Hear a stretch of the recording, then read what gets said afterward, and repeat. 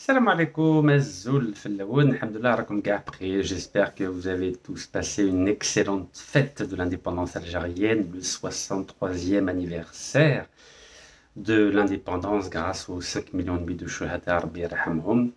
Et comme l'a rappelé si justement le président de la République, c'est le retour de la souveraineté algérienne dans tous les domaines. Vous savez que c'est un chantier extrêmement difficile, extrêmement délicat, un chemin semé d'embûches, car vous le savez, pendant ces 4 mandats de feu Abdelaziz Bouteflika, il y a eu beaucoup d'erreurs qui ont été commises pour des raisons que vous connaissez maintenant. Vous savez que nous avons une 5e colonne algérienne qui travaille pour les intérêts de la France. Alors, je tiens à remercier les centaines de commentaires que j'ai reçus lors de la vidéo d'hier.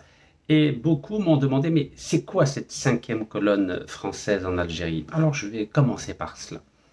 La 5e colonne, c'est un groupe de personnes qui sont de nationalité algérienne et qui défendent davantage les intérêts de la France plutôt que les intérêts de l'Algérie. Alors, ce groupe de personnes qui sont algériens travaillent au sein de toutes les institutions algériennes. Et au cœur de ces institutions algériennes, leur objectif n'est pas de défendre les intérêts de l'Algérie, mais de défendre les intérêts de la France, que ce soit des intérêts financiers, des intérêts économiques, des intérêts culturels, des intérêts diplomatiques. Et pour illustrer des cas de 5e colonne, vous avez par exemple l'ancien ministre de l'Industrie qui a été à 2 reprises ministre de l'Industrie, député, président du Conseil économique et social, directeur de communication sous Abdelaziz Bouteflika lors de sa campagne présidentielle et qui pourtant défendait les intérêts économiques des entreprises françaises. Et c'est comme ça qu'il est devenu un très proche ami d'Emmanuel Macron, notamment lorsqu'il était ministre de l'Industrie en 2014. Un autre cas, c'est ce fameux auteur algéro-français qui a obtenu sa nationalité française à l'âge de 75 ans et qui, pendant plus de 20 ans, oui, 20 ans, a été un haut fonctionnaire au ministère de l'Industrie. C'était d'ailleurs l'adjoint de Abdeslam Boujouchouareb, c'était le directeur central de l'Industrie. Et oui, avant d'être un auteur à l'âge de 50 ans, il a commencé sa carrière d'auteur à l'âge de 50 ans, ben, c'était un haut fonctionnaire algérien. Mais au lieu de défendre les intérêts de l'Algérie, ben, il défendait les intérêts français au sein du ministère de l'Industrie. Et d'ailleurs, son vrai visage s'est révélé lorsqu'il a commencé à écrire des livres et à passer dans les médias français. Vous avez vu, il passe son temps à critiquer l'Algérie, à critiquer l'islam. Il a demandé la fermeture de toutes les mosquées en France. Il a même dit que la moitié de l'Algérie n'était pas algérienne. C'est ce qu'on appelle la 5e colonne. Et oui. Vous savez, les 5e colonnes, il y en a partout, dans tous les pays du monde, il y a des 5e colonnes. Regardez l'Iran, apparemment pendant 15 ans, il y avait des Iraniens qui travaillaient pour les intérêts d'Israël plutôt que de travailler pour les intérêts de l'Iran. Mais même en France, en 1940, vous savez que l'écrasante majorité du peuple français travaillait en collaboration avec le régime nazi d'Hitler. C'est pour ça que De Gaulle, le pauvre De Gaulle, il s'est retrouvé tout seul en juin 40 pour défendre la France. Alors il s'est dit, maintenant je ne vais pas rester dans ce pays de collabo, donc il est parti à Londres, et c'est à partir de Londres qu'il a lancé son appel à la résistance. C'était le fameux appel du général de Gaulle du 18 juin 1940. Alors il avait bien commencé, mais il a mal fini le mai 1945 en faisant massacrer 45 000 Algériens. Tout ça pour vous dire que dans tous les pays du monde, vous avez autour de 5% de la population qui préfèrent défendre les intérêts d'un autre pays plutôt que les intérêts du pays pour lequel ils ont la nationalité. C'est comme ça, il faut le savoir. Et c'est ce qui explique que depuis tellement d'années, les ressources du gaz et du pétrole algérien ont été dilapidées, données, parfois gratuitement, parfois en échange de quelques comptes bancaires secrets en Suisse, au Luxembourg, à Panama. C'est comme ça. Par exemple, Abdeslam Bouteflika a des comptes en Suisse et au Luxembourg et à Panama, pendant qu'il était ministre de l'Industrie. Ben oui. L'Algérie, c'est bien pour dire, oui, one, two, three, viva l'Algérie, mais تحت واش يدير؟ ويبيعوا البلاد. Eh oui, باعوا البلاد. Et c'est pas fini, ça continue. Mais oui, parce que la cinquième colonne, elle n'a pas été éliminée. Oui, on a une vingtaine de ministres, 3 anciens premiers ministres qui sont en prison, mais ça allez, c'est la face visible, mais tous les invisibles qui continuent à travailler dans les institutions algériennes n'ont pas été ni poursuivis par la justice, ni condamnés, ni emprisonnés, ni expulsés, ils sont toujours là. C'est pour ça que parfois vous m'entendez dénoncer certains contrats. La preuve, le 17 juin, pas longtemps, ça fait 19 jours, on a donné un contrat à Total, alors que Total est condamné pour corruption. En Algérie, condamné pour corruption. En France, condamné pour corruption. Aux États-Unis, l'Iran lui a retiré un projet de 2,5 milliards de dollars et nous, on lui dit مرحبا بك مرحبا بك راكي في البلاد الشهداء مرحبا بك يا توتال وراه الإشكال. Bon, ceci étant dit, le thème d'aujourd'hui, c'est la question de la dette de l'Algérie. Vous savez, depuis 2004, avec l'augmentation du prix du baril de pétrole, l'Algérie a commencé, c'était le premier mandat de Feu Abdelaziz Bouteflika à l'époque, candidat à le bled, il faut dire les choses telles qu'elles sont. Donc il a commencé un processus de désendettement. Voilà, il a décidé de rembourser les dettes de l'Algérie en profitant de la hausse du prix du baril de pétrole. Donc c'est une bonne chose. Donc entre 2004 et 2006, l'Algérie a pratiquement remboursé l'essentiel de sa dette extérieure. Et tout à l'heure, je vous dirai la différence entre dette extérieure et dette intérieure, et qu'on appelle communément la dette publique. Donc la dette intérieure, c'est la dette publique, c'est-à-dire la dette de l'État, des collectivités locales, des organismes sociaux, des entreprises publiques, alors que la dette extérieure, c'est la dette de l'État à l'égard de banques ou d'instituts financiers étrangers. Voilà. Mais je vais y revenir dans quelques instants. Donc, je disais qu'à partir de 2004, c'est la hausse du prix du baril de pétrole, le président Feu Abdelaziz Bouteflika avait commencé un processus de remboursement, voilà, de désendettement. En 2004, la dette de l'Algérie, la dette extérieure de l'Algérie, était évaluée à 21,4 milliards de dollars. Et cette dette est passée en 2005 à 15,5 milliards de dollars, donc ça a été vraiment une baisse progressive. Et au final, à la fin de l'année 2006, la dette de l'Algérie était à peine de 5 milliards de dollars. Donc vous voyez, en à peine 2 ans, quand l'Algérie elle veut, quand il n'y a pas trop de voleurs, pas trop de corrompus, on est passé de 21,4 milliards de dollars de dette à 5 milliards de dollars. Donc c'était très faible à l'époque, c'était à peine 5% du PIB. À côté de cela, l'Algérie aussi a commencé un processus de remboursement de sa dette publique. Je viens de vous le dire, la dette publique, c'est la dette intérieure. C'est la dette qui est contractée par les entreprises publiques, les mairies, donc les APC, les wilayas, les services, les organismes qui s'occupent du chômage, de la sécurité sociale, de la santé, etc. Donc en 1995, est-ce que vous imaginez que cette dette publique, elle représentait 99% du PIB? C'est énorme, 99%.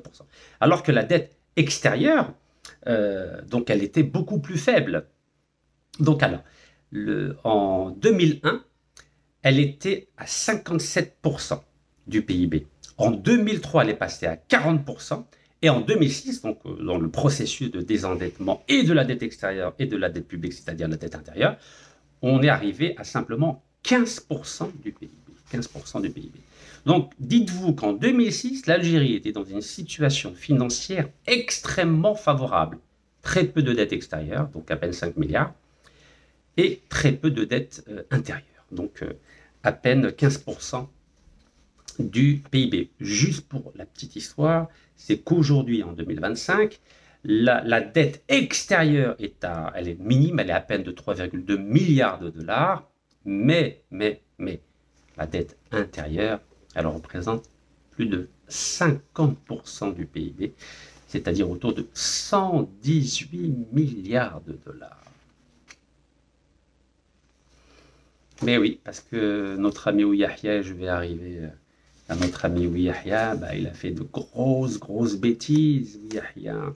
Ah oui, il n'a pas fait que modifier la Constitution en février 2016 pour m'empêcher d'être candidat aux élections présidentielles. Vous savez que Yahya a changé la Constitution spécialement pour moi et pour Ali Benouari. Il a dit, ah, papa, papa, les كان عندهم جنسية أجنبية ممنوع عليهم بيترشحوا. Eh oui, notre ami Yahya. Il n'a pas fait qu'une bêtise à notre égard, il a fait une bêtise pour tout le peuple algérien et pour toute l'Algérie. Alors on va en parler maintenant donc de la rapport de suivi de la situation économique de l'Algérie, paru, donc édité par la Banque mondiale. Voilà, la Banque mondiale, c'était le printemps 2025, donc il n'y a pas longtemps, quelques mois. Okay, mais on va aller doucement. Donc je vais vous faire la différence, comme je viens de le préciser très rapidement, entre l'endettement public, donc l'endettement intérieur, la dette publique, la dette intérieure, avec la dette extérieure. Donc d'abord, une petite définition. Ah oui, commençons par les choses simples. Donc c'est quoi la dette extérieure? Elle est constituée de l'ensemble des engagements des agents économiques d'un pays, ça peut être particulier, les entreprises, et pas simplement de l'État, vis-à-vis de prêteurs étrangers. Donc la dette extérieure, c'est les engagements, donc les emprunts qui ont été contractés par des entreprises, des particuliers et de l'État vis-à-vis de prêteurs étrangers. Voilà, ça concerne ce qui est emprunté auprès d'organismes étrangers. A contrario, la dette publique correspond à la dette de l'ensemble des administrations publiques, des collectivités territoriales, c'est-à-dire les APC ou les wilayas, et des organismes de sécurité sociale. Sécurité sociale, c'est-à-dire à la fois santé et les retraites, et chômage. Voilà. Vous savez qu'on a institué le chômage en Algérie. C'est une très bonne chose sur le plan social, mais ça coûte de l'argent, il y a le bled. Et c'est ce qui constitue donc le principal indicateur des grands pays du monde. C'est comme ça qu'on définit la différence entre la dette extérieure et la dette publique. Donc oui, c'est vrai que l'Algérie a très peu de dette publique, mais on a une dette, on a très peu de dette extérieure à l'égard de l'étranger, mais on a une dette publique, c'est-à-dire une dette intérieure qui est énorme. Et malheureusement, Yahya a été à l'origine de l'exagération de cette dette publique, et je vais y arriver dans quelques minutes.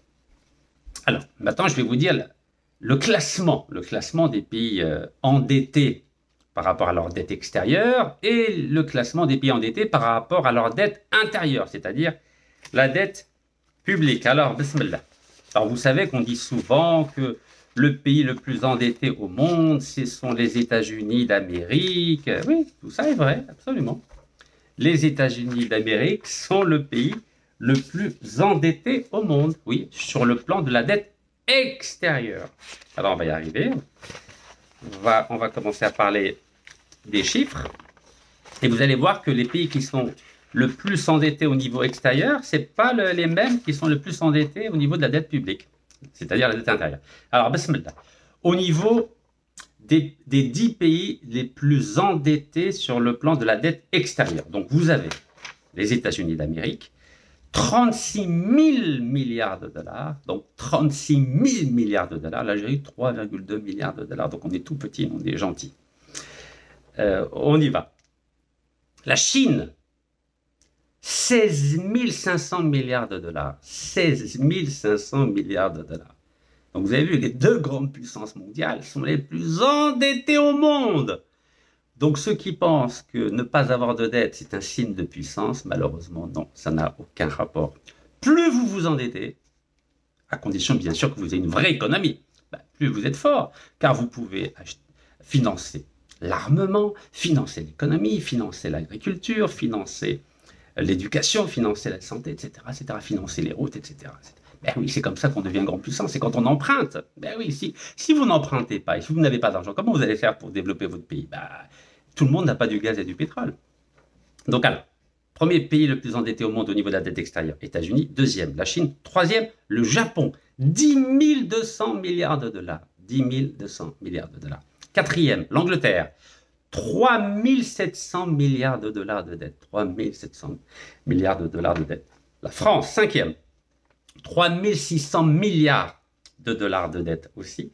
L'Italie, notre grand partenaire énergétique, et commercial, 3 300 milliards de dollars.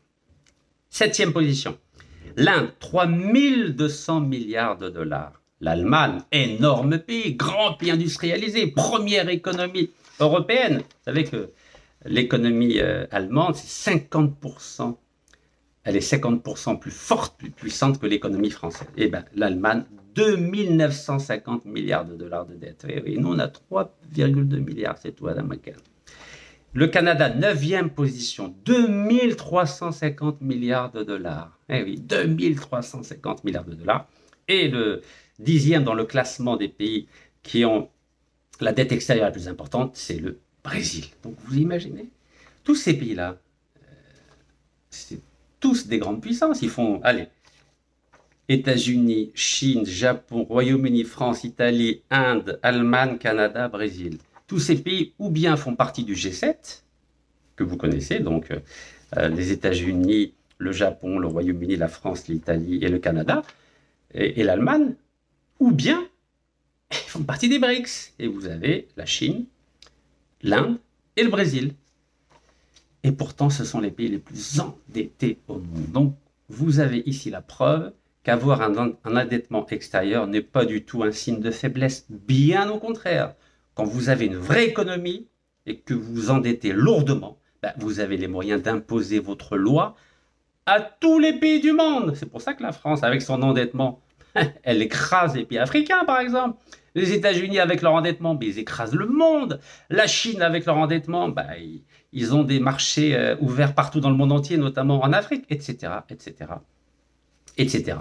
Donc, voici la démonstration que l'endettement extérieur n'est absolument pas un problème, à condition que vous ayez une véritable économie de production, avec une vraie vision, pas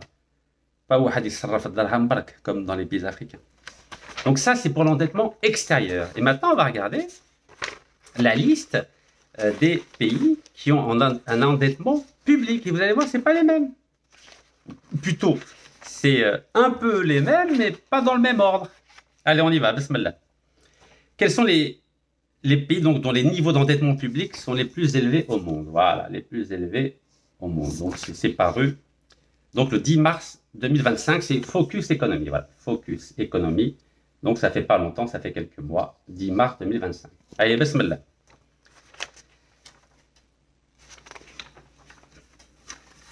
Let's go, let's go, let's go. Alors, premier pays. Vous allez sourire. Le Japon. Le Japon, c'est le pays qui a le plus... la dette publique la plus élevée au monde. Vous savez que le Japon connaît une crise, mine de rien. Sa population devient de plus en plus vieille. Il y a de moins en moins d'enfants. Vous savez que chaque année, le Japon perd des centaines de milliers d'habitants. Oui, parce qu'ils font plus d'enfants, les Japonais. Et donc, ils ne croient plus à l'avenir. Donc, on va parler de ratio entre la dette publique et le PIB. Le PIB, c'est le produit intérieur brut. Donc, le Japon a le ratio dette publique PIB le plus élevé au monde, avec 242%. L'Algérie, c'est 50,2% à peu près. 242%, c'est absolument énorme. Pourtant, c'est une grande économie. Hein. Donc ça, c'est le pays qui a la dette publique la plus importante au monde. Le deuxième pays, vous allez sourire, Singapour. Singapour a une dette publique extrêmement importante. Incroyable, hein? Et oui, c'est comme ça. 173% du PIB. Donc la dette publique représente 173%. Je vous rappelle que l'Algérie, c'est 50,2%. Troisième pays, un pays africain. Bah oui, il était temps. Hein. L'Érythrée. Ah bah l'Érythrée, lui, il a des gros problèmes. Hein. Vous savez que son économie est en train de chute libre. Ils font la guerre avec leurs voisins, notamment le Tigré à partir de 98-2000. Donc le ratio donc, entre la dette publique et le PIB, c'est 210%. L'Algérie, 50,2%. Quatrième pays, la Grèce. Vous savez que la Grèce a connu des moments extrêmement difficiles il y a quelques années. Donc la Grèce, le ratio entre la dette publique, donc encore une fois, la dette publique, c'est la dette qui est contractée à l'intérieur du pays, donc par l'État, par les administrations publiques, par les entreprises publiques, les organismes publics et les collectivités, donc Wilaya ou APC. Donc la Grèce, c'est 149% le ratio. Cinquième pays, l'Italie. Eh oui, l'Italie, notre grand partenaire énergétique. Donc l'Italie, c'est 138%. L'Algérie, 50,2%. Sixième pays, le Soudan, un autre pays africain. Vous savez, c'est un pays qui est ravagé par la guerre civile. Lui, il est à 128% du PIB. Il était à 252 l'année dernière. Donc, il progresse. Il se calme un petit peu, le Soudan. Septième pays, ben, un pays arabe, tiens, du Moyen-Orient, pourtant pétrolier. Bahreïn. Bahreïn. Donc, notre ami de Bahreïn, son PIB, donc le ratio entre dette publique et PIB, 131%. Après, il y a Maldives, un grand pays. Vous savez, je connais bien les Maldives. Vous savez pourquoi? Lorsque le régime, plutôt notre ami Ouyahi avait donné l'ordre, lorsque je me suis rendu en Birmanie pour essayer de soutenir les Rohingyas, les musulmans Rohingyas qui avaient été expulsés, massacrés par les Birmans. À l'époque, j'avais été avec le marhoum Hassan Haribi, un grand monsieur. C'était le seul député qui a accepté de venir avec moi en Birmanie pour apporter notre soutien aux Rohingyas musulmans qui étaient opprimés par les Birmans.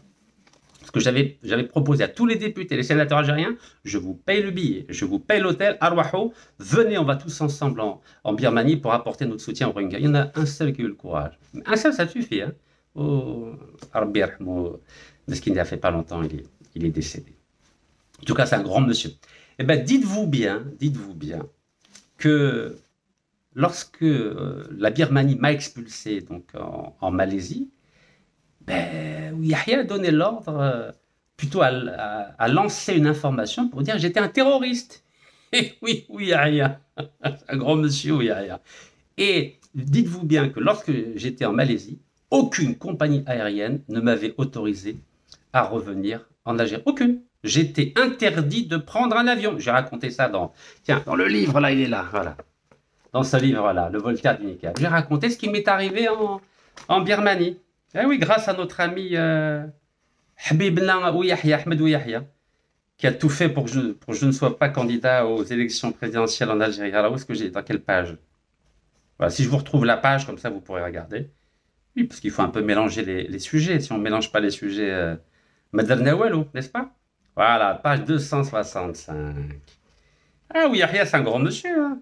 Ou le Mektoub, on s'est retrouvés ensemble à la prison d'Orléans. Vous savez que c'est le seul qui m'a pas dit bonjour pendant 4 mois qu'on était ensemble. D'ailleurs, nous, on était dans une cour avec Khaled Rani et Arif Mchakra. Et il y avait Sellal, Haddad et Yahya dans une autre cour à une vingtaine de mètres. Alors, tout le monde nous disait bonjour, mais alors, Yahya, parce qu'il a dû être gêné. Il s'est dit, moi, j'ai méprisé Adan Kazrachi, j'ai tout fait pour pas qu'il soit candidat, j'ai tout fait pour faire de lui un terroriste au niveau mondial, et puis là, on est dans la même prison à Orléans. Incroyable. Voilà, donc à la page 265, je raconte cet épisode donc, du voyage donc en Birmanie avec le marhoum Hassan Haribi en Birmanie. Donc c'était en septembre 2017. Et donc je raconte ici comme quoi j'avais été interdit de prendre un avion. Voilà.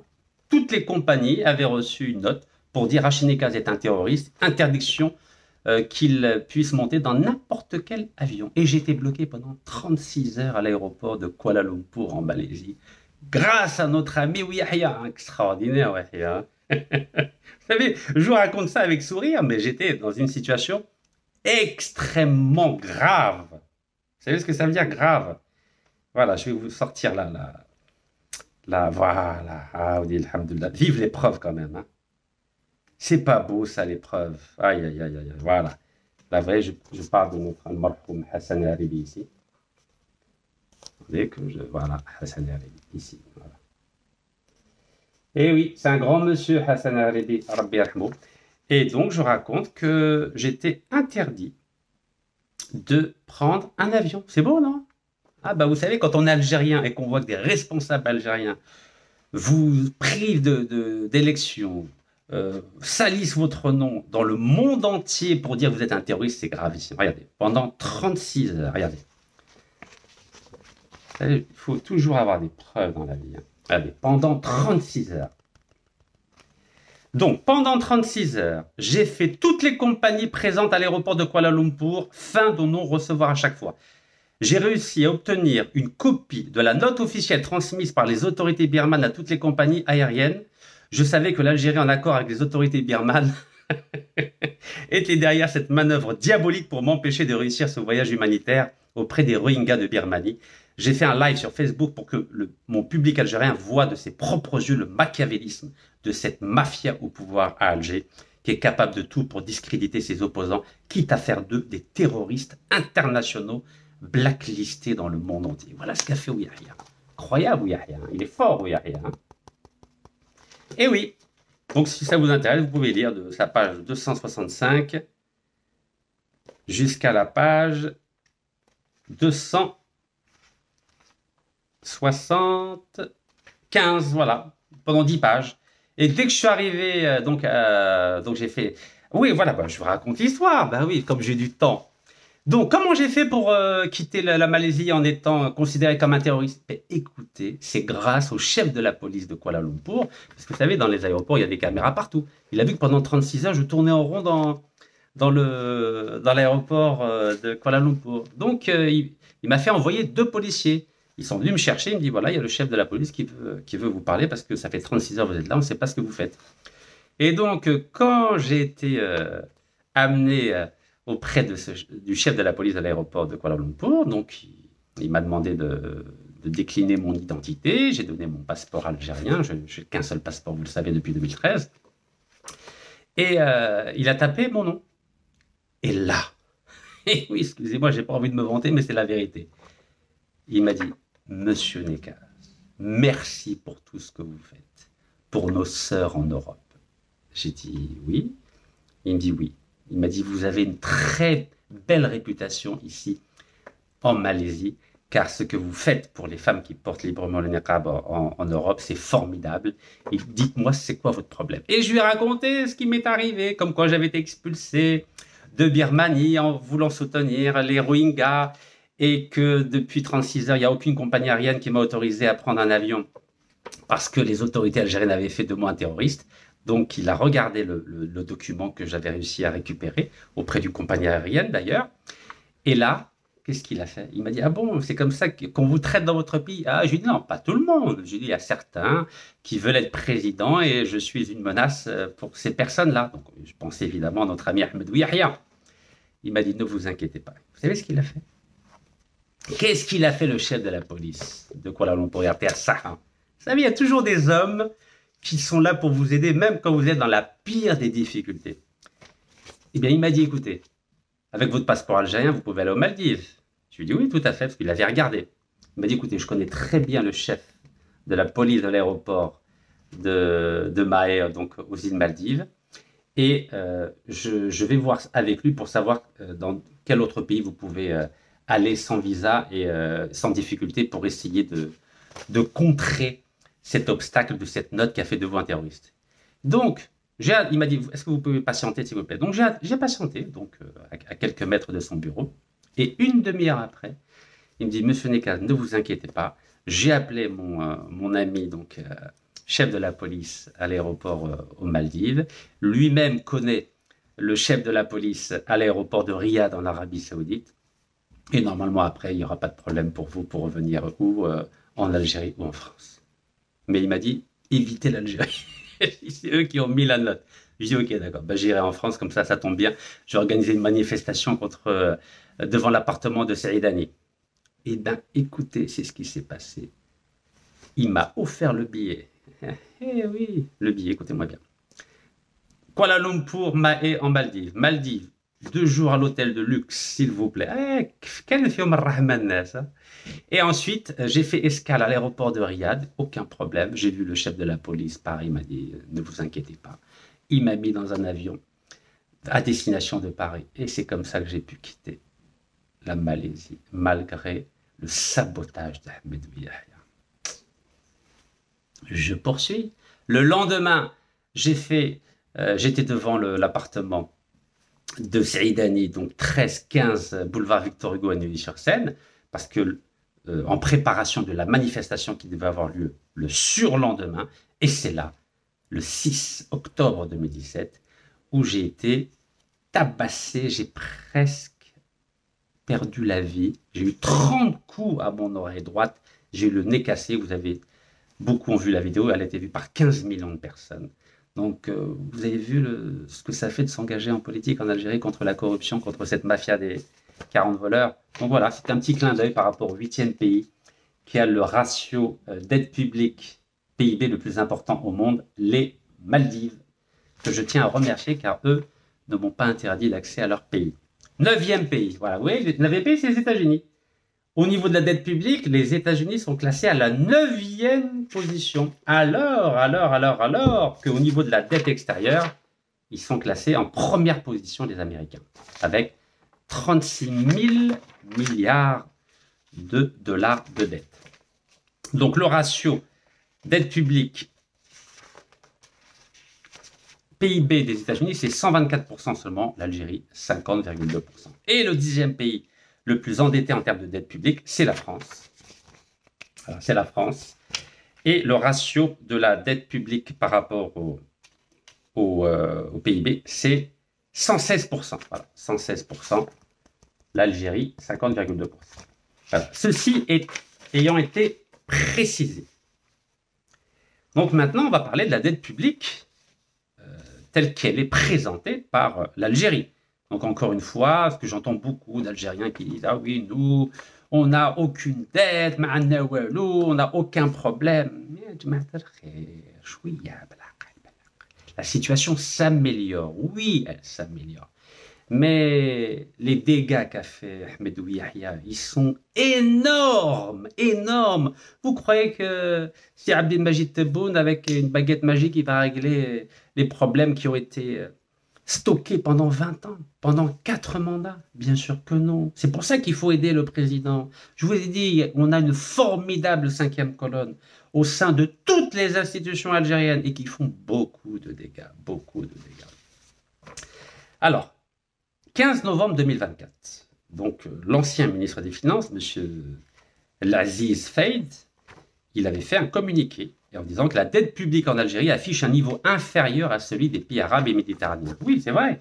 Quand on compare la dette publique, c'est-à-dire la dette intérieure, contractée, encore une fois, par les administrations, par les entreprises publiques, par l'État, par les organismes sociaux de santé, de retraite et de chômage, et les collectivités locales, c'est-à-dire les APC, les WILAIR, oui, c'est vrai que la dette publique algérienne est inférieure aux autres pays arabes et méditerranéens, mais nous avons une dette publique. Et je vais vous dire quel est son montant à nouveau dans quelques minutes. Donc le ministre des Finances, Laziz Faïd, a affirmé vendredi, donc c'était le 15 novembre 2024, que la dette publique en Algérie affiche un niveau inférieur à l'indice de référence des marchés émergents, ainsi qu'à celui enregistré dans la plupart des pays arabes et méditerranéens, ce qui offre au trésor public algérien une marge pour mobiliser davantage de ressources à travers le marché des valeurs du trésor. Vous savez que les Algériens paient peu d'impôts. Ben oui, il n'y a pas assez d'activités. Vous savez que 40% d'activité algérienne, c'est les entreprises publiques en Algérie. Donc, l'économie algérienne, l'économie privée algérienne, elle est encore faible. Oui, il y a des efforts qui ont été faits. Alhamdoulilah, ça va de mieux en mieux, mais on revient tellement de loin, tellement de loin. Et donc, pour financer les logements, les routes, les universités, les hôpitaux, les cliniques, etc., il faut de l'argent. Et l'argent du pétrole et du gaz, ça ne suffit pas. Donc, l'Algérie, l'État s'endette, les mairies s'endettent, les wilayas s'endettent, les entreprises publiques s'endettent. Et pour payer le chômage, carte chiffre, etc., ben oui, c'est pas assez avec les impôts. Donc, l'État s'endette, c'est ce qu'on appelle la dette publique interne. Alors, selon le ministre, le stock de la dette publique devrait atteindre 16 879 milliards de dinars. 16 879 milliards de dinars algériens d'ici fin 2024, soit 49,61% du PIB. Ce niveau, composé de 99% de dette intérieure, reste inférieur à l'indice de référence des marchés émergents, situé entre 60 et 70%. Donc, par rapport aux autres pays arabes et méditerranéens, oui, l'Algérie se porte mieux, donc c'est entre 49 et 61, après c'est devenu 50,2%. C'est vrai que les autres pays, c'est 60 à 70%. Mais c'est quand même 16 879 milliards de dollars, regardez. C'est énorme. C'est absolument énorme. Parce que nous, on n'a pas une économie de production qui est capable de combler ce déficit-là. Si on n'a pas le pétrole et le gaz, on ne peut pas rembourser ça. Vous savez ça, vous avez compris. C'est-à-dire, alhamdoulilah, on a le pétrole et le pétrole on ne pourra pas. Et on va devenir comme la Somalie.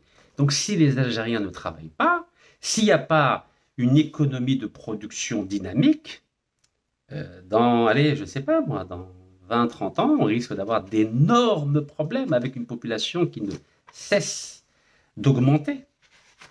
Donc, faut prendre conscience de cela. C'est beau de rêver, mais c'est encore mieux de travailler. Allez, on continue. On continue. Alors,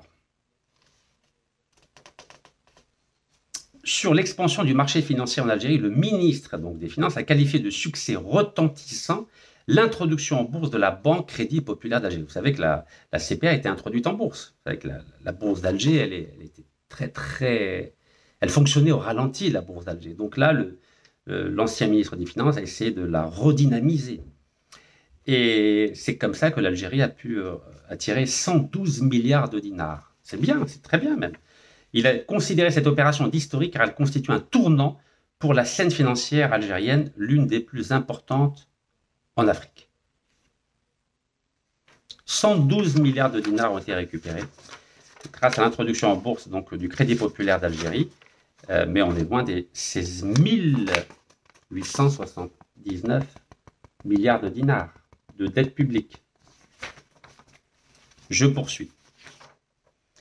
Juste pour que vous ayez un indice de comparaison au niveau de la dette publique. Donc, je vous ai dit tout à l'heure, en 2006, la dette publique, le ratio de la dette publique algérienne par rapport au PIB, le PIB algérien, c'est 260 milliards de dollars. 260 milliards de dollars. Et si tout va bien, d'après les prévisions du président de la République, on devrait arriver à 400 milliards de dollars, Inch'Allah, d'ici 2 ans, en espérant que l'économie vraiment connaisse une croissance forte et un prix du baril plus élevé que celui d'aujourd'hui.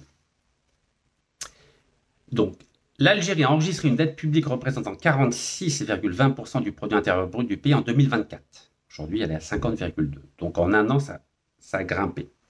La dette publique par rapport au PIB en Algérie a atteint en moyenne 42,98% du PIB entre 1991 et 2024. Donc, sur 33 ans, donc de 91 à 2024, la moyenne a été du ratio entre dette publique et PIB, produit intérieur brut, a été de 42,98%. Mais nous avons un pic en 94. En 94, vous avez vu, c'était la décennie noire, le terrorisme aveugle. Il y a eu un pic, un niveau record, où le ratio n'était pas comme aujourd'hui, de 50,2, mais de 106,30% en 94. Vous imaginez, la situation financière du pays était catastrophique en 94, au moment où il y avait le président Yamin Zarouar. Donc vous voyez, parce que le prix du pétrole était bas, à chaque fois qu'on a eu un prix du pétrole bas, on a eu une crise politique en Algérie. Systématiquement. 87, le prix du baril était à peine à 10 $. 88, qu'est-ce qui s'est passé? 1000 morts. Octobre 88. Donc à chaque fois que le prix du pétrole a baissé, nous avons une crise politique en Algérie. Ça veut dire que notre politique intérieure, elle dépend de façon très importante du cours du baril de pétrole. D'où l'importance de faire en sorte qu'il y ait une véritable souveraineté économique dans notre pays. Sinon, Madame Nawalou. Alors, 2 petits secondes, je vais recharger la batterie. Ne bougez pas.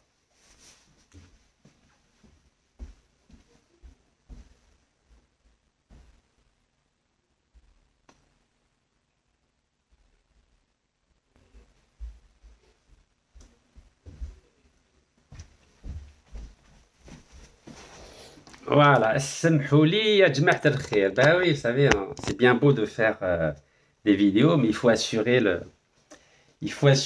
batterie. Alors, bismillah, on continue.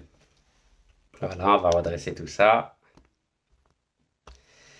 Donc, je vous disais qu'en 94, le ratio entre la dette publique et le PIB était de 106,30%, c'est-à-dire 2 fois plus qu'aujourd'hui. Donc la situation était catastrophique.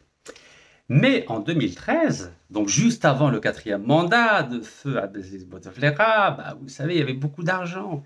Le ratio a dégringolé. Donc on était beaucoup mieux. On était à 6,5% du PIB. Regardez.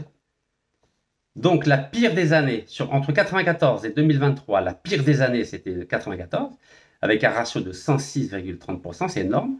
Et la meilleure des années, c'était en 2013, 6,50%.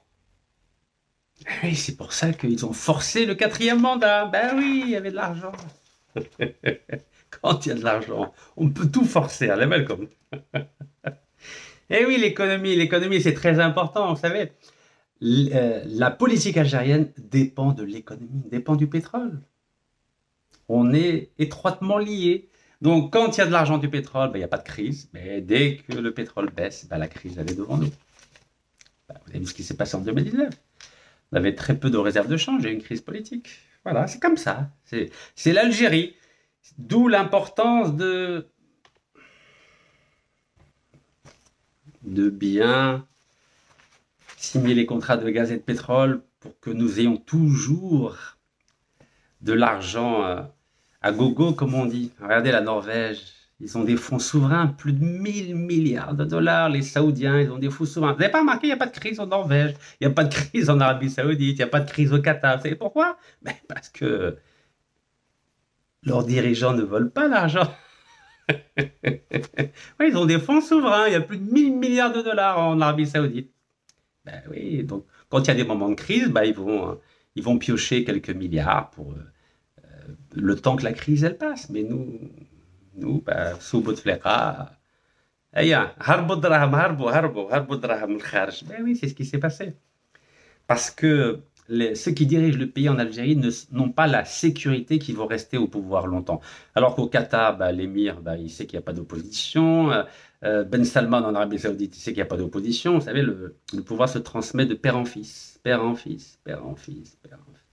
Donc évidemment, bah, ça ne les gêne pas de mettre de l'argent de côté pour des moments difficiles. Mais nous, non. Nous, le pouvoir ne se transmet pas de père en fils. Donc il y a une incertitude permanente. C'est pour ça que ça ne va pas en Algérie. Peut-être qu'il faudrait mettre une monarchie en Algérie, pour calmer un peu les ardeurs. Yeah. Voilà, vous transmettez le pouvoir de père en fils, comme ça on est tranquille, comme ça on est sûr que les dirigeants vont mettre de l'argent de côté, s'il y a des moments de crise, comme ça ils vont arrêter d'acheter des appartements à Paris, à Nice, à Monaco, à Genève, des bouchoirs qui cachent l'argent au Luxembourg, en Suisse, à Panama. Ben oui, parce que ça c'est l'incertitude. Puis après, ils sont obligés d'aller à l'étranger, ils appellent Emmanuel Macron. Emmanuel Macron, s'il te plaît, ne me renvoie pas en Algérie, ne me renvoie pas en Algérie, sinon je vais te torturer. Vous savez ce que ça génère? Bon, c'était une boutade, la monarchie, vous avez compris. Tout ça pour vous dire que nous avons une instabilité politique en Algérie qui fait que ça favorise la corruption, ça favorise la fuite et des cerveaux et des capitaux. Et c'est pour ça qu'on est toujours en difficulté financière. C'est très compliqué, très compliqué. Alors, je reviens un tout petit peu sur la définition. Tout à l'heure, je vous ai parlé de dette publique et de dette extérieure. Pour vous dire qu'un pays qui n'a pas beaucoup d'impôts, il ne peut pas payer toutes les infrastructures, les dépenses de santé, les dépenses liées au chômage, les retraites, etc. Car en effet, les ressources des pays, c'est quoi? C'est les impôts, c'est les taxes, recettes non fiscales. Elles sont très peu en Algérie, très peu.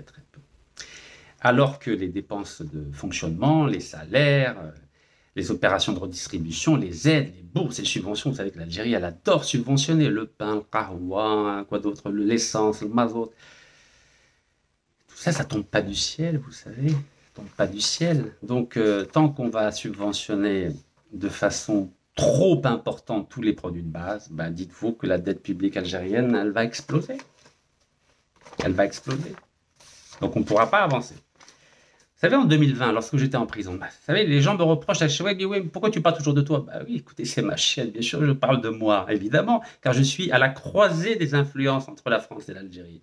Donc j'ai une certaine expérience qui fait que je peux parler de différents sujets. Donc oui, je vais parler de moi sur cette chaîne YouTube qui porte mon nom. Voilà, au risque de décevoir ceux qui sont un peu jaloux. Voilà, moi, j'ai pas de problème avec l'ego. Vous savez, je sais, je connais mes défauts, je connais mes qualités. Alors en 2020, en plein Covid, vous savez qu'on était en prison avec Khaled Drani, Arf Mchakra, etc. Bien, je salue à nouveau. Et le 17 juin 2020, il était question, en plein Covid, parce que bah, on n'arrivait plus à vendre du pétrole. Vous savez, le prix du pétrole avait dégringolé. Plus bas que son coût de revient. Et dans la presse, nous on était en prison, donc on ne voyait pas tout ça. Mais quand je suis sorti de prison, j'ai regardé. Il était question que l'Algérie fasse appel à l'endettement extérieur. Bah oui, on n'avait pas de sous, il n'y avait pas d'argent. Voilà. Donc là, je vous ai pris un article de Observe Algérie, 17 juin 2020, refus de l'endettement extérieur, l'Algérie, une exception africaine. Oui, parce que l'endettement extérieur représente pour l'Algérie un traumatisme. Ça lui rappelle les années 90. On n'avait pas d'argent, on était obligé de quémander de l'argent au FMI, et donc c'est comme ça que l'Algérie est devenue de plus en plus faible. Et oui, de plus en plus faible. Donc à l'époque, le président Abdelmadjid Tebboune avait dit il est hors de question de faire appel à l'endettement extérieur, et c'était une très bonne chose, c'était une très bonne chose. Et donc il avait dit qu'il préférait trouver un deal, donc un accord avec la Chine, ou par exemple en échange de minerais ou de ressources naturelles, la Chine nous prêterait de l'argent. Donc voilà, c'était le choix qui avait été décidé par le président de la République. Mais heureusement, alhamdoulilah, en 2022, lorsqu'il y a eu la guerre entre l'Ukraine et la Russie, les prix du pétrole ont explosé et c'est comme ça que l'Algérie a pu se refaire une santé financière. Donc, vous voyez quelque part, le malheur des uns fait le bonheur des autres. C'est comme ça. C'est un peu ce qui s'était passé pendant les 12 jours de guerre entre Tel Aviv et Téhéran. Le prix du pétrole a à nouveau grimpé. Ben oui. Il y a eu des morts en Iran, il y a eu la destruction du pays, mais les pays pétroliers comme nous en ont bénéficié. C'est comme ça. Vous voyez, quand on dépend trop du prix du baril, la géopolitique devient très importante pour l'équilibre budgétaire dans notre pays. Donc, je disais, la dette extérieure du pays, elle est très faible, 3,2 milliards de dollars, mais la dette publique, la dette intérieure de l'Algérie, elle est énorme par rapport à la dette extérieure. Je dis bien énorme. Donc, nos frères et sœurs algériennes qui pensent qu'on n'a pas de dette, malheureusement, nous avons une dette énorme que nous avons héritée de notre ami Ouiahia. Alors, il y a un journal tunisien qui s'appelle Tunisie numérique. J'ai fait exprès d'utiliser ce journal, donc il reprend des chiffres de la Banque mondiale. En dollars, en milliards de dollars, l'Algérie est classée 5e pays arabe qui a la dette publique la plus importante. 118,9 milliards de dollars. 118,9 milliards de dollars, c'est-à-dire 50,2% du PIB. C'est énorme. C'est très peu par rapport aux pays arabes et méditerranéens, mais par rapport à la dette extérieure qui est extrêmement faible, encore une fois, je vous ai dit, c'est autour de 3,2 milliards de dollars. La dette publique, c'est-à-dire la dette intérieure de l'Algérie, cumulée, hein, ça ne vient pas du président Abdelmadjid Tebboune ou des gouvernements actuels, non. C'est hérité de tout ce qu'a fait le feu Abdelaziz Bouteflika et ceux qui avaient le pouvoir lorsqu'il était malade. Donc la dette publique, c'est-à-dire la dette intérieure de l'Algérie, qui permet de faire les infrastructures, payer les salaires des fonctionnaires, payer les universités, les hôpitaux, les mairies, etc. 118 milliards de dollars. C'est absolument énorme quand on compare à la faiblesse de la dette extérieure qui est d'à peine 3,2 milliards de dollars. Voilà. Donc c'est Tunisie numérique, c'est un journal tunisien. J'ai fait exprès de façon à saluer nos frères tunisiens. Voilà. Donc ça ne vient pas de la France. J'ai fait exprès de ne pas prendre une information qui vient de la France. Exprès. OK?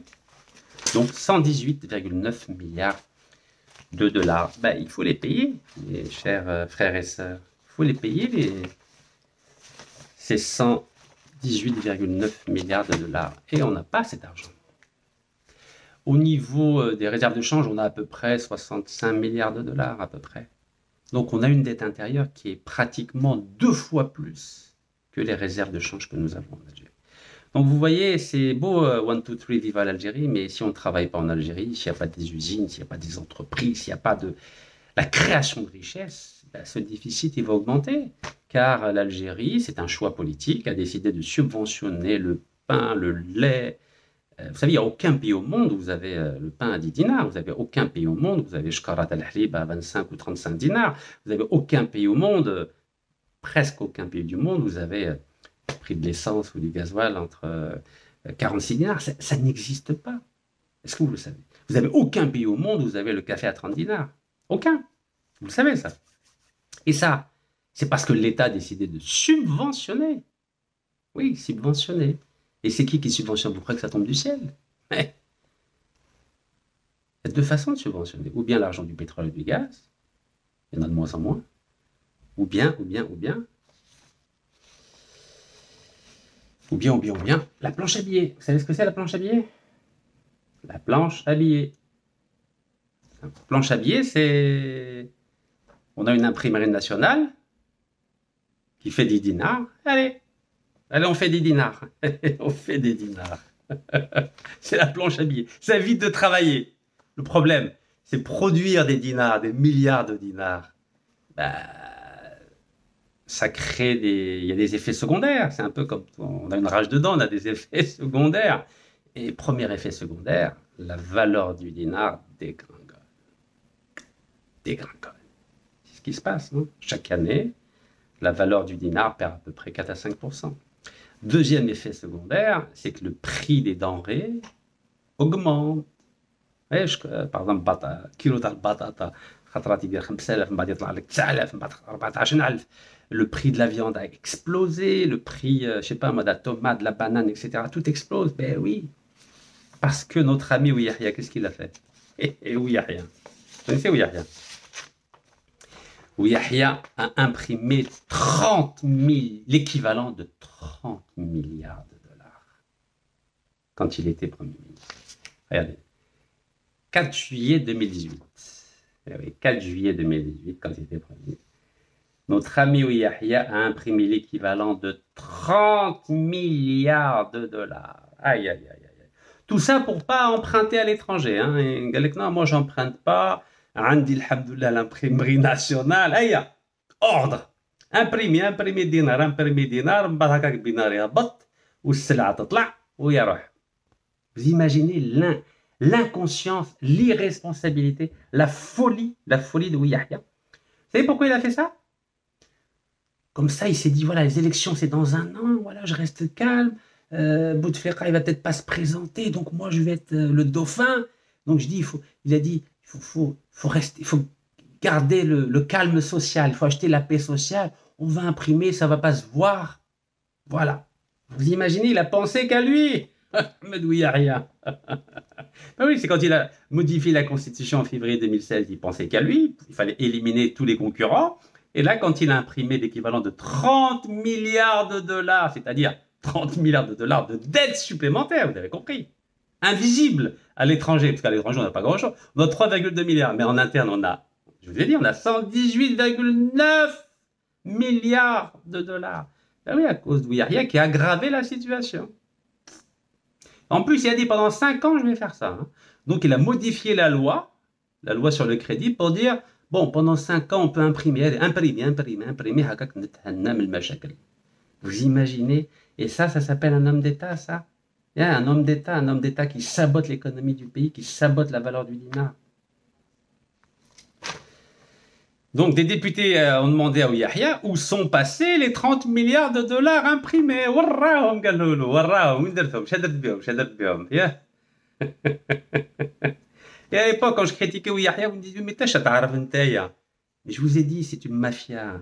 Mafia des 40 voleurs. قلت لكم à l'époque. Rachid, راك توسخ في السمعة تاع الجزائر. ودي خافوا الله. C'était voyous, ça. C'est des mafieux.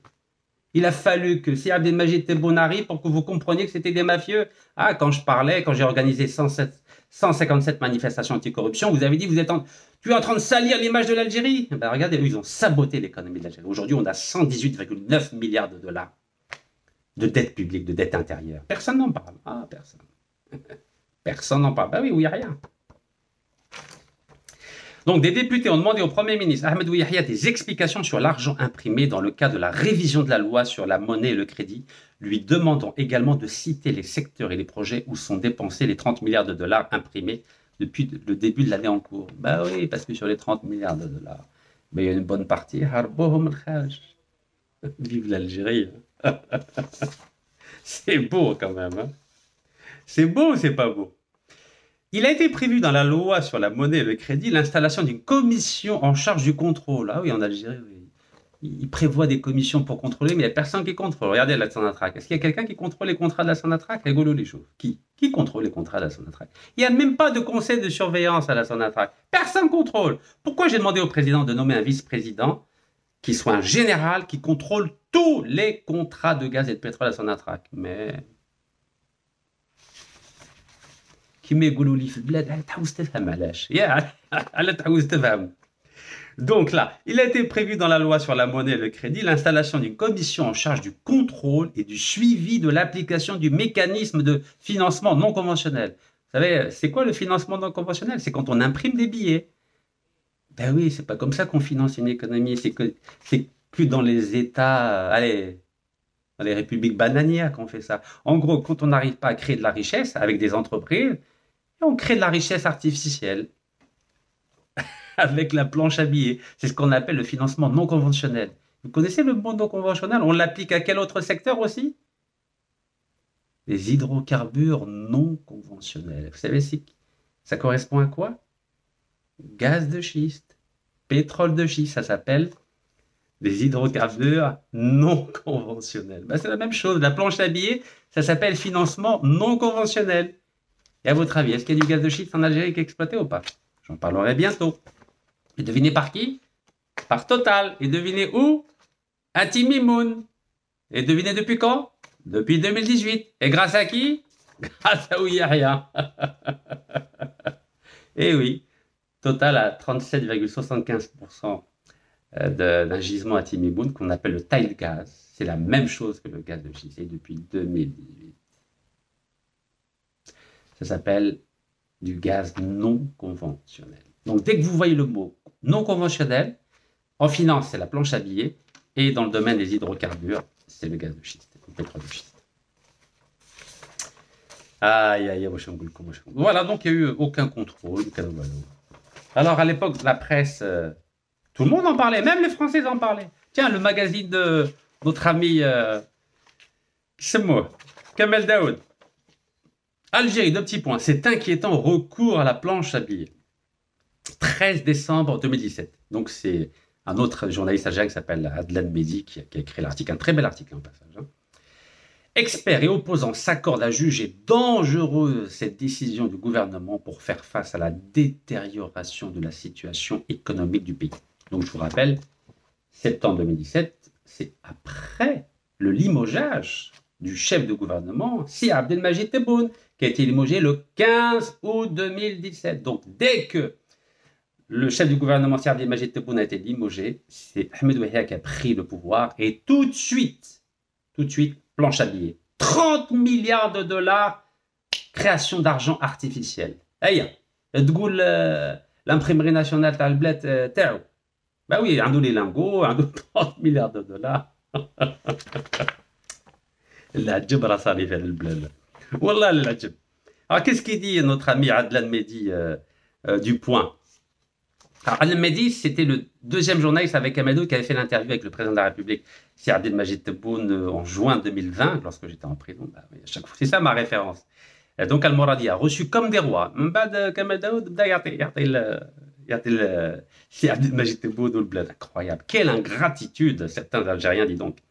Donc, après la surprise du limogeage brutal et rapide du Premier ministre Abdelmajid Tebboune mi-août, l'Algérie va-t-elle vivre un séisme économique avec la décision de son remplaçant à la tête du gouvernement, Ahmed Yahya, de recourir à la planche à billets?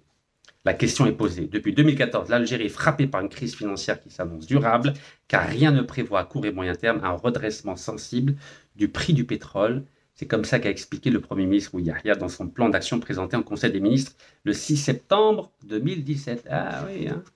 Comme tech général, pétrole, gaz, comme Medo, Total, Eni, British Petroleum. C'est normal qu'il n'y a pas d'argent. Ben oui, Ahmed Yahya. Mais vous avez passé votre temps à distribuer gratuitement du gaz à Total, gratuitement du pétrole à Total. Ben évidemment qu'il n'y a pas d'argent. Après, vous êtes obligé d'imprimer 30 milliards de dollars. Regardez par exemple l'entreprise norvégienne Statoil, ça s'appelle Equinor aujourd'hui. Vous savez par exemple à Hassimouina, c'était en 2004 je crois. Vous savez combien l'Algérie a donné à Statoil ou Equinor aujourd'hui? 75%. 75%. Sonatrach 25%. Ben oui, c'est normal qu'il n'y ait plus d'argent après. Il n'y a plus d'argent, donc il faut faire la planche à billets. Après, il dit oui, Rachid, ma ta'arif ouelou. Oui, ma n'arif ouelou. Ma n'arif ouelou. Bien sûr.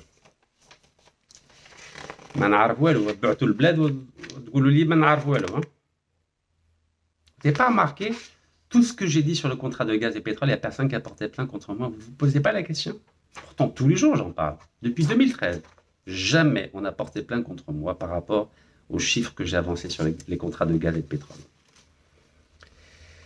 Alors, qui a donné l'idée à notre ami Ahmed Yahya d'imprimer 30 milliards de dollars de planches à billets, qui a fait dégringoler la valeur du dinar et qui a fait que tous les prix augmentent en Algérie? Vous croyez que les prix augmentent en Algérie par une baguette magique? Vous croyez que le dinar est dégringolé en Algérie par un coup de baguette magique? Mais non, c'est parce qu'ils ont imprimé trop d'argent et qui ne correspondait pas à la création de richesse de l'économie. Vous savez, quel est le lien entre la masse monétaire, c'est-à-dire le nombre de billets qui sont imprimés, et l'économie? En général, un pays normalement constitué imprime on va dire, utilise la planche à billets en fonction de la croissance économique. C'est-à-dire, plus il y a une croissance économique, plus l'outil de production d'un pays augmente, plus vous pouvez augmenter le nombre de billets imprimés. Mais quand il n'y a rien, il n'y a pas de croissance économique, il n'y a pas de production, ben, si vous utilisez la planche à billets, c'est-à-dire en gros, si vous imprimez des billets, ben, ça a deux effets. Ça fait dégringoler la valeur de la monnaie et ça fait augmenter le prix des matières, des denrées. Voilà, le khobz, le batata, le hab, etc. Qalb al-louz, الزلابية. Bon, bref. Qui a donné l'idée d'utiliser la planche à billets à Ahmed Yahya? Eh, 3 économistes. Alors, le premier, Raouf Boussekine, professeur d'économie à Marseille. Madame Moukhada. Et directeur général de l'Institut d'études avancées d'Aix-Marseille. Le deuxième, Elias Chitour, consultant installé à Dubaï. Et le troisième, Nour Meddahi, professeur d'économie à la Toulouse School of Economics. C'est une très bonne université pour information. C'est d'ailleurs dans cette université qu'il y a eu un prix Nobel d'économie. D'ailleurs, c'est un Français, il y a quelques années. Et il a écrit d'ailleurs un document de référence qui s'appelle « L'emprunt national est une urgence économique ». Il n'a pas dit « le travail national est une urgence économique ». Avec l'emprunt, il faut faire un emprunt. L'emprunt, ce n'est pas la même chose que d'imprimer. L'emprunt, c'est demander au peuple algérien de participer à un emprunt national. C'est-à-dire que tout le monde va, par exemple, acheter un bon du trésor algérien, je ne sais pas, rémunéré à 2 ou 3%, et les citoyens algériens qui croient en leurs dirigeants et à l'économie du pays disent « Ok, nous, on croit à l'Algérie, on croit à ceux qui gouvernent l'Algérie, et on va décider de participer à l'économie du pays. » C'est ce qu'avaient fait au début du XXe siècle les Français pour soutenir l'économie russe. Ça vous dit quelque chose, les emprunts russes? Eh oui. Et il n'y a pas très longtemps, il y a une trentaine d'années, l'ancien Premier ministre français Édouard Balladur avait lancé aussi l'emprunt Balladur. Et donc, les Français qui faisaient confiance à Balladur ont décidé de participer à cet emprunt, donc étaient rémunérés 2 ou 3%. Donc, c'est ce qu'a proposé Nour Meddahi, un emprunt national. Mais Yahya, il n'a pas compris ça comme ça. Il a compris planche à billets nationale. Bah oui, parce qu'il sait bien que les Algériens ils font pas confiance à Ouiahia. Bah oui, c'est un voleur, lui il se fait payer par des lingots d'or.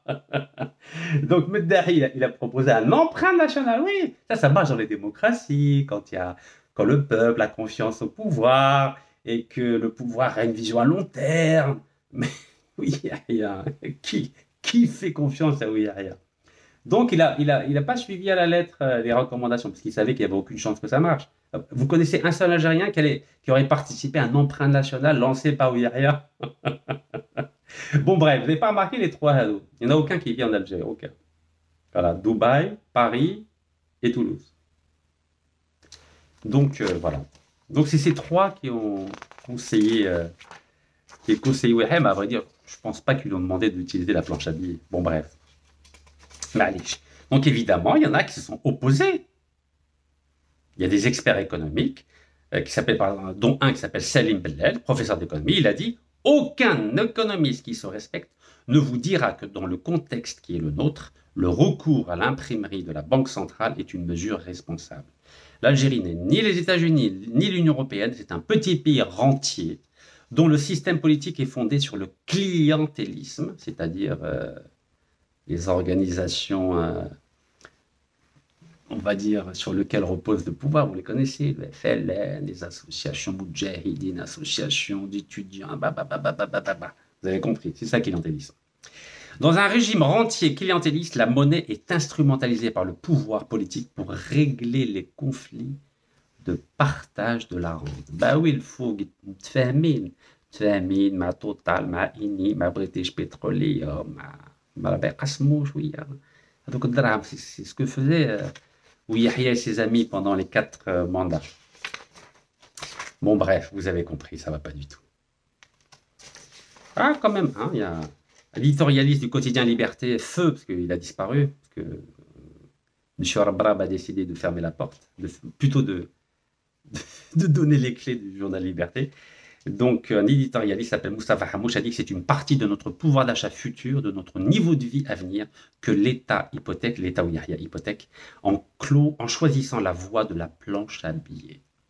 Et même à l'époque, l'opposant Ali Benfis avait dit, il avait estimé que la décision de recourir au financement non conventionnel, c'est-à-dire la planche à billets, entraînera le pays dans une spirale dangereuse et mènera inéluctablement à l'explosion des prix, à une incontrôlable dévaluation du dinar et à une inflation. C'est ce qui s'est passé.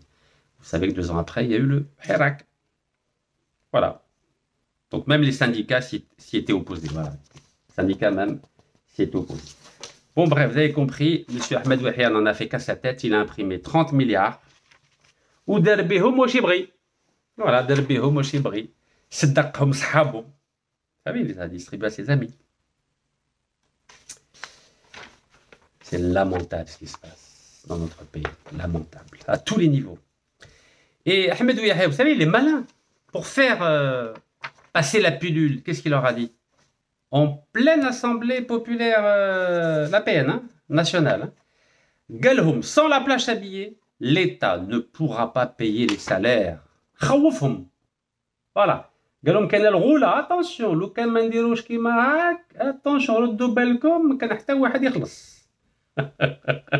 Oui, il y a le grand homme politique, oh là là, le grand cerveau de l'Algérie depuis 95, vous savez, pendant 19 et 5, 24 ans. 24 ans, il يحكم في البلاد. Ministre de la Justice, directeur de cabinet, conseiller, premier ministre, des rayos pendant 24 ans. Pendant 24 ans, l'État algérien qui est oh là là, incroyable. Alors que c'est une calamité sur le plan économique, ce monsieur. Regardez, il a fait peur aux Algériens. Sans la planche à billets, l'État ne pourra pas verser les salaires. Waouh, prévient Ahmed Ouiahia, le recours au financement non conventionnel est la seule issue possible pour sauver l'État de la faillite. Incroyable, hein? Quelle est que c'est la seule? Il faut le croire sur parole, hein? Ahmed Ouiahia, grand économiste, prix Nobel d'économie, de finance. C'est la seule solution. ما قالش الشعب روح اخدم، ما قالش الدولة بركة من الفساد، بركة من وبشوارع بيخبي دراهم بنما لوكسمبورغ. La Suisse, parce qu'il y a Sahab Yahya, على بالكم. Sahab Bouchouareb ou Yahya. Non, non, il n'a pas dit aux voleurs d'arrêter de voler. Non, il a dit il faut planche à billets, comme ça on va sauver l'État de la faillite. Alors que c'est eux qui ont provoqué la faillite. Incroyable. À l'époque, quand je disais ça, qu'est-ce que vous disiez? Ah, Rachid, mais c'est des voyous. C'est une mafia au pouvoir. Vous préférez que je dise, que j'applaudisse comme ça, là? Il y a ton sandwich caché, qui est marrant. Là, le blé, oui. Vous savez très bien que ce sont des voyous, ces gens-là. Ils sont tous en prison. À votre avis, pourquoi ils sont tous en prison? Parce que tout ce que j'ai dénoncé dans mon livre publié en juillet 2018, alors que Ouihia était Premier ministre, eh ben, ça s'est avéré vrai. Je les ai tous dénoncés. La dictature Bouteflika sous protection française. J'ai parlé de cette mafia des 40 voleurs. Mais à l'époque, non, ça ne vous intéressait pas. Baklawa, Zlabia, plus important que de s'occuper du pays, n'est-ce pas? Galek, sans intervention de la Banque centrale d'ici le mois de novembre 2018, l'État ne pourra plus payer les salaires.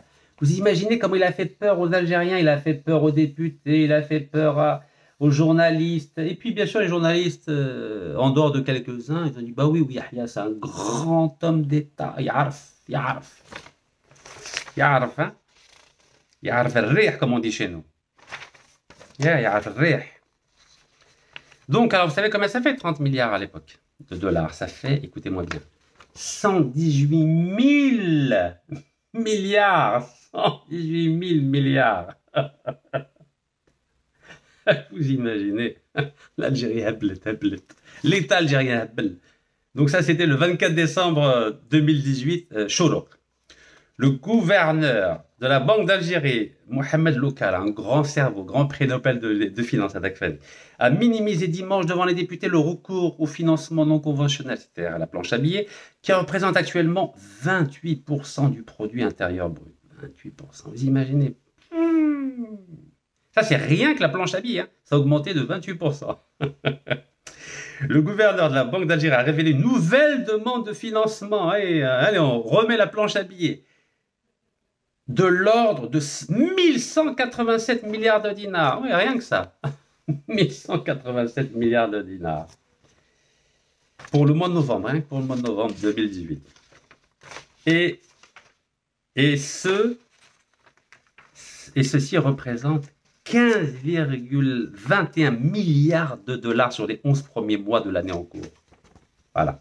15,51 milliards de dollars USD, donc US dollars. Vous imaginez qui a gouverné le pays? Vous imaginez? Est-ce que vous imaginez la catastrophe de ceux qui ont géré le pays? Vous imaginez ou pas? Je ne sais pas quoi vous dire, d'ailleurs. Je ne sais pas quoi vous dire. C'est une calamité, la gestion du pays. Vous savez ce que ça veut dire? Calamité. Quand vous voyez ces chiffres, bon, j'en suis sûr, les Algériens, ça passe. À quoi ça correspond? 118 000 milliards supplémentaires. Comme ça, on imprime, imprimé. C'est comme si vous aviez une imprimante chez vous et vous imprimez des dinars. Allez, imprimez. 118 000 milliards. Voilà, c'est ça les dinars qui ont été imprimés. Voilà, vous avez une photocopieuse en couleur et vous imprimez. Vous imaginez ces gens-là ont dirigé le pays pendant 20 ans? Et moi, quand je l'ai dénoncé, vous dites, Rachid, كيف شكون انت جيت من فرنسا تعطينا الدرس تقول لنا بلي هادو فاسدين وسراقين. Mais oui, parce que moi je suis pas impliqué avec ces voyous, avec cette mafia. Ben, vous le savez, non? Vous savez que le premier livre que j'ai écrit, le premier livre, hein, c'était sur la finance. Octobre 97, j'avais 25 ans. Et le titre du livre, c'est Splendeur et misère des actionnaires d'Eurotunnel et d'Eurodisney. Donc ma spécialité, c'est la finance. C'est le premier livre que j'ai publié. Et j'ai dénoncé le scandale des projets Eurotunnel et Eurodisney en France. Et le grand milliardaire belge, Albert Frère, Caniste Arbia, bon, il est mort maintenant. C'est une des plus grosses fortunes d'Europe, c'était à l'époque, le groupe Albert Frère, le groupe Lambert, ben oui, il y a. Et oui, il lisait mes articles que je publiais dans un article qui s'appelle La Tribune et le Nouvel Économiste. Ben oui. Eh, on dit, vous savez, quand vous parlez à des gens qui n'ont pas de compétences au sein du pouvoir algérien pendant 20 ans, Donc finalement, mois de juin 2019, Ouyahiya est en prison. Ils ont arrêté la planche à billets, voilà. Ouyahiya en prison, arrêt de la planche à billets. Mais le problème, c'est que ils ont déjà imprimé 118 000 milliards, 30 milliards de dollars. Ils ont ruiné le pays. Ils ont détruit le pays. C'est pour ça qu'aujourd'hui, on a une dette publique de 118,9 milliards de dollars grâce à notre ami Ouyahiya. Donc, ceux qui pensent que l'Algérie n'a pas de dette, ya hasra, ya hasra. Ya hasra, ya hasra. واش نقول لكم مع راني نهضر voilà je vous parle vraiment avec le cœur ouvert mais la situation est catastrophique. Alors qui va les payer si on donne du gaz et du pétrole gratuit à Total pendant 25 ans? Comment on va payer à 218 milliards? Comment on va payer? Yeah. Allez, on a 65 milliards en réserve là. On va faire quoi avec ces 65 milliards? On va payer le chômage, on va payer des gens à rien faire, à dormir. On va payer la carte Chifa, on va payer, on va subventionner le hlib, le khobz, l'essence, on va subventionner quoi d'autre? Zit, on va subventionner. On va quoi? On va faire des hôpitaux. Comment on va faire si on ne travaille pas? Si les cerveaux ils partent, si 50% chaque année des promotions de médecins partent à l'étranger, si 65% des promotions d'informaticiens et d'ingénieurs partent à l'étranger, comment on va faire pour redresser le pays? Comment on va faire? Avec qui on va redresser le pays si tout le monde part? Amen. Si tout le monde part, si Total on donne des nouveaux contrats, 25 ans de gratuit de pétrole, 25 ans de gaz gratuit, on va où comme ça? Voilà, franchement, binadna, on va où comme ça? On va où? Je sais pas, on va où? Donc voilà ce que je voulais vous dire aujourd'hui, avec le sourire comme d'habitude. Bah oui, parce que c'est tellement tragique que ça frise la comédie. Vous connaissez la différence entre le tragique et la comédie? C'est que la première fois c'est tragique, la deuxième fois c'est une comédie. C'est ce que disait Karl Marx. La première fois qu'un événement un événement arrive, c'est tragique, tout le monde pleure, la mine grave. Mais quand ça se reproduit une deuxième fois, c'est une comédie. Voilà, un varco. C'est comme ça. Donc voilà ce qui se passe dans notre pays. Barakallahu fikoum, tahia al-Jazair, et encore une fois, bonne fête de l'indépendance.